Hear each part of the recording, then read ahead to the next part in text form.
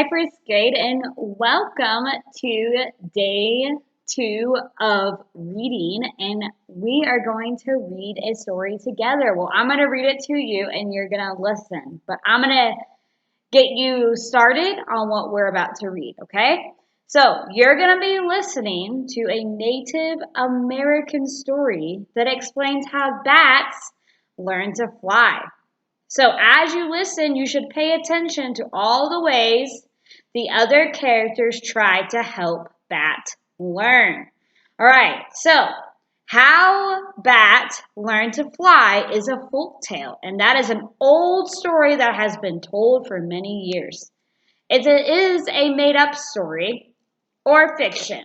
So many stories cannot really happen. They are called fiction.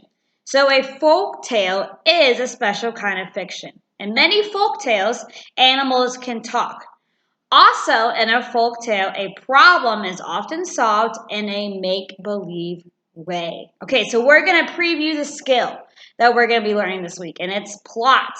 So the plot of a story is what happens in the story. So the plot includes the main events that happen in the beginning, the middle, and the end of a story. So, all right. So, let's start reading, okay? All right. So, How Bat Learned to Fly, retold by Gerald Hosman. A long, long time ago, a person called Mouse was playing a game of football with his friends Raccoon, Possum, and Coyote. Now, not everybody knows that the animal people invented the game. They fashioned a ball and they filled it with the fur Bear had scraped off his back by rubbing up against a pine tree.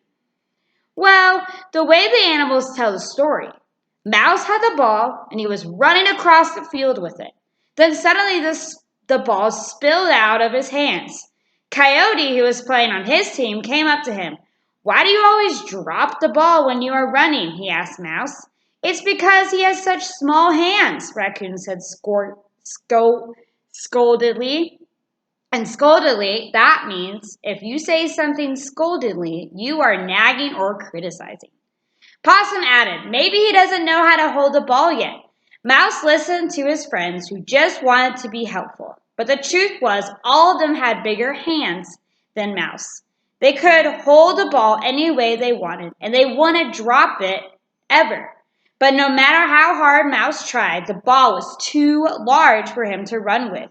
Try it this way, Raccoon suggested, and he showed Mouse the way he liked to hold the ball, Raccoon style, under his big arm. Don't hold it like that, Possum broke in. I always put it under my chin. And Possum showed Mouse how he could put the ball under his chin, which was as long as alligators. Mouse went away and sat under a persimmon tree, and how sorry he felt for himself. He would not play football with his friends anymore. He was just too ashamed. Then Mouse heard a gentle voice. Mouse, do not be sad, for you have something the other animal people do not have. Mouse looked up and he saw Mother Earth with her long hair and a green gown that looked like spring rain.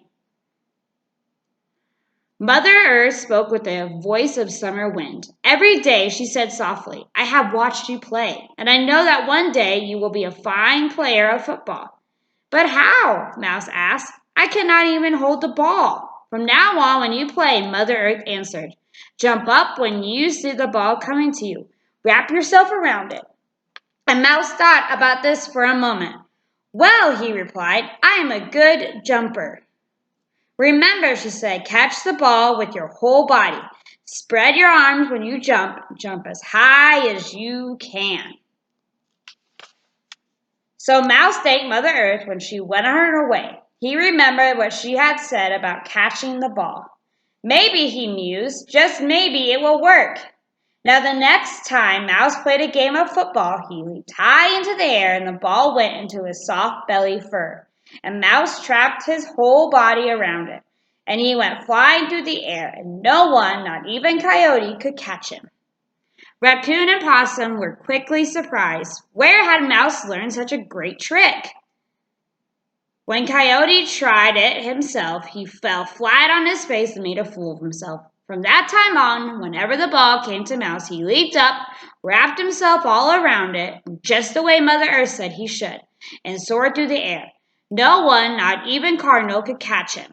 After a while, Mouse became the best, the fastest, the smartest football player there ever was, and everyone said he was the champion of the game. So a champion is someone who wins first place in a competition.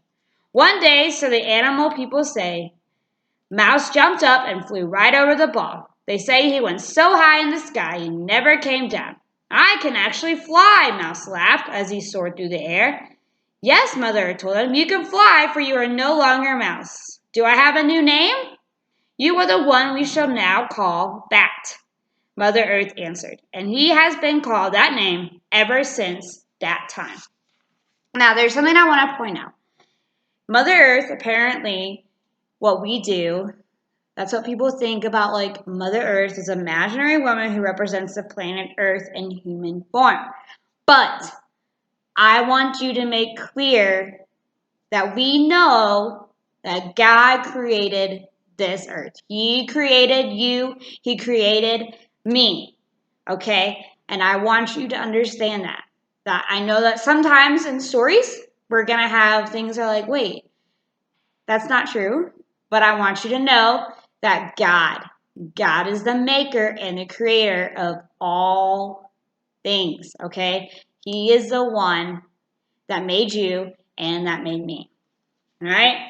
So we're going to continue on. You're going to go back and you're going to go ahead and finish watching Lesson 10, Day 2 for reading.